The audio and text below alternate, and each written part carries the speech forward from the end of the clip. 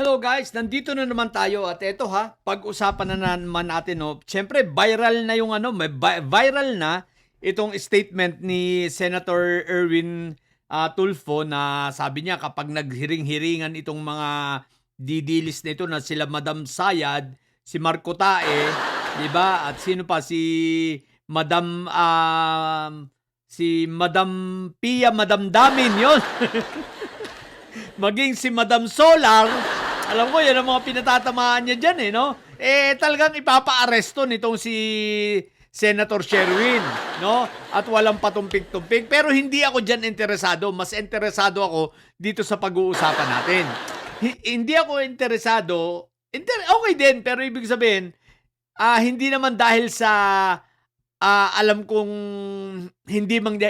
alam ko kasi na hindi mangyayari. Unang-una, oo, kayang gawin talaga ni Senator Erwin yan. Gagawin talaga niya yan. Pero yung mga sinabihan niya, puro wagdo yan. Sino? Si Marco Tae? Diyos ko po, Ruti. Nanginginig na. Nangingilid na nga ang luha Nung malamang ididimanda lang siya, nangilid na ang luha. Nagtanong pa sa isang abogado ni Inday Sayad at humihingi pa ng opinyon kung gaano pa raw ba tatagal kung sakali base sa proseso, mga ilang buwan pa siyang malaya. Abogado siya, hindi niya alam. What the heck? Tatanga-tanga talaga no? Bobo. Di ba? Wala yan. Wag doon. Sino? Si Madam 10K. Diyos ko po, Rudy. So, pero guys, dito ako mas interesado. Okay. So, napanood ko ang interview dito sa interview sa bilyonaryo sa The Insider, no? The Spokes. The Spokes. At nag-interview pa doon si yung manggagaway. Yung manananggal, si Christy. Trixie pala, Christy tuloy. Naalala ko si Christy per minute what the heck. Si Trixie. So, nandun yung manggagaway, nag-i-interview, di ba? So, guest din si Din Mel at si Senator Sherwin, no? Pero eto guys, mas interesado ako. Ang sabi nito ni Senator Sherwin, kapag itong mga ito ay hindi dumalo itong 18 Marites, malamang, niya yan, ipapakontent. So, idadaan sa proseso, dediretso yan sa contempt. Pag hindi yan dumalo, pati malamang pati si Atty. Baluga, tatandaan natin o mga didili, sasabihin nyo na naman, persecution na naman ito. Tandaan ninyo ang mga imbitado ron sinundan lamang ni Senator Sherwin, yung mga invited dun sa inilabas na invitation nitong si Pia Madam Damin. So, sinusugan lang nila yon Tatandaan nyo, kaya wag kayong bobo. Pero ito guys, ang sabi ni Senator Sherwin, kapag hindi dumalo itong mga 18 Marines at yung mga iba pang inimbitahan na mga na kagaya ni Baluga, ni Atty. Baluga, ipapakontempt niya. Ibig sabihin, naku po, Rudy, mangungulungan dun sa Senado ng matagal-tagal itong mga ito. Tingnan natin. At tingnan rin natin dito natin makikita sapagkat ngayon, 3 na ang tinitimbang nitong mga hinayupak na itong mga didilis na ito, no? Una, yung pagtatalo ng magkapatid na may sayad. Yung isa pinapapunta, yung isa ayaw papuntahin. So, binabalansin nila yon kung sino kaya ang mananaig. At tingnan natin, pag may dumalo, sasabihin ko sa inyo kung sino ang nanalo. Kung si babae ba o si lalaki. Tsaka ko lang sasabihin kung sino yung ayaw at sino yung may gusto. Diba? Pag dumalo na, para surprise. No, diba? Basta pagkatapos ng sa Monday, Ngayon, hindi lang yun. Ngayon, may nadagdag pa. Bakit itong warning ni Senator Tulfo, Erwin, lako po, Rudy, mag-iisip itong mga ito, teka, dadalo ba tayo, makukontempt tayo? Pag nakontempt itong mga to, ipahuhuli ito, ipa-aresto at matutuluyang magtago. Alalahanin natin may contempt power ang Senado. Ang tanong, ay mapupuno yung kulungan sa baba ng Senado, kakasya baga. Katulad ng dati, katulad ng ginawa ni Jinggay, total si Jinggay ang may pasimuno nito, ipinakukulong niya saan? Sa Pasay City Jail. At least, itong 18 Marites, makakapag-practice na. Hindi uso rito ang piyansa, ha?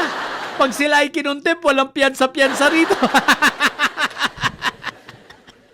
Ang tanong, ano kaya? Si Attorney Baluga, palagay ninyo, dadalo kaya? Siyempre, walang piyansa ito no bail ito. Dahil contempt ito, no bail ito.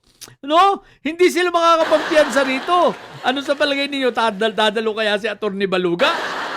Sa imbitasyon na ito, nakita ko, narinig ko dun sa interview naman ni Ted Filon kay Mike Diferencia. Ang tinitimbang nila kung ano daw ang sasabihin nitong anong sasabihin nitong si Madam 10K, no? Susulat daw sila at kung anong desisyon ni Madam 10K, yun daw ang susundin nitong sila Attorney Baluga at ng 18 Marites. Ngayon, itong si Madam 10K, syempre, ang susundin niyan, mamimili siya kung sino susundin sa dalawa. Kung pupunta ba o hindi. Diyan natin malalaman ngayon sa Lunes kung sino ang boss talaga. Kung si babae ba o si lalaki. Diba? Lalaking may sayad ba o babaeng may sayad? Sino talaga sa dalawa ang nasusunod at tumitimon sa kanilang sa kanilang mafia? Okay? Sa kanilang organisasyon. So kung sino talaga ang may boses, no? At malalaman natin, okay? So yun nga. So nakakatawa guys, ha. So dun ako mas excited. No, sapagkat yun makatotohanan talaga yun. Makatotohanan yun, yung pagko-contempt. Yung mga ni Senator Erwin, bagamat kaya niyang gawin yun, pero baka malabo mangyari yun eh. Yung ihilahin niya, talaga ipapakulong niya, baka hindi mangyari yun eh. Pero etong contempt, yan talaga. Sigurado ako, sapagkat talagang ginagawa ng Senado yan. At tulad yan ng sinabi ko, pag ang napili nila yung hindi dumalo, naku po, Rudy. Contempt sila. Ang tanong, pero may proseso pa yata, subpena, tapos isosyokos, then contempt. Ganun eh. Yun ang natatandaan ko, ha. Isosyokos muna. Tapos contempt. Okay. So, doon pa rin ang matotal ng contempt pa rin. Ngayon, ang tanong ko, teka lang. Pag itong mga ito naman ay dumalo, bubusisiin naman sila about kay Loren at kay Villar. Ay, saan nalulugar? Isipin mo, baka on the spot, pag binusisi na magagalit si Loren, sasabihin ni Mother Solar, sinabi ko pa naman mga bayani kayo, tapos ganyan. Sasabihin lang nung 18 Marites, sorry na po. Napasama kasi nung una pang affidavit yan. Nandyan na kayo eh.